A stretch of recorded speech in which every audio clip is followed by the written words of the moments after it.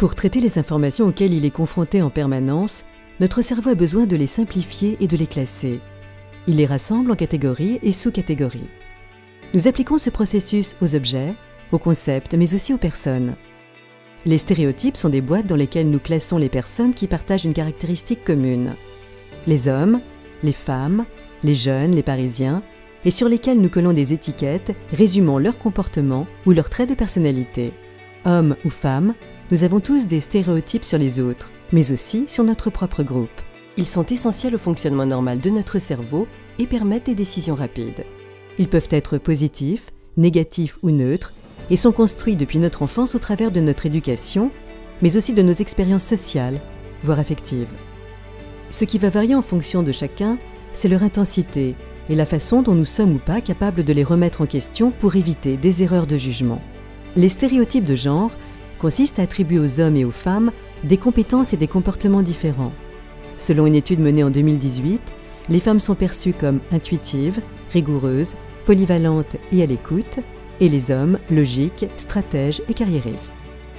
Si les neurosciences ont aujourd'hui démontré qu'il n'y a pas de différence dans le fonctionnement du cerveau quel que soit le sexe, les stéréotypes vont cependant avoir un impact sur les choix d'orientation scolaire des filles et des garçons. Les filles s'orientent davantage vers des études littéraires et les garçons vers des matières scientifiques.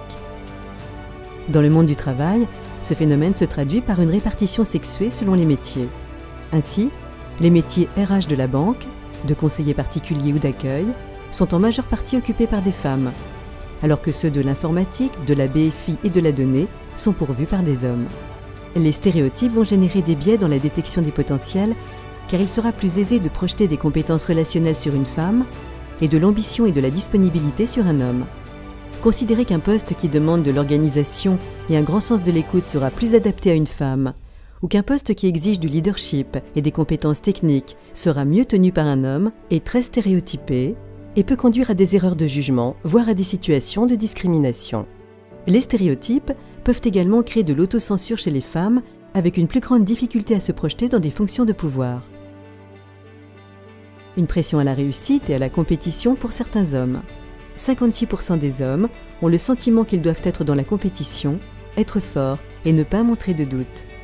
Les stéréotypes enferment les hommes et les femmes dans des rôles dans lesquels ils ne se reconnaissent pas forcément, avec des jugements très négatifs lorsque l'on adopte des comportements non conformes aux stéréotypes de son genre.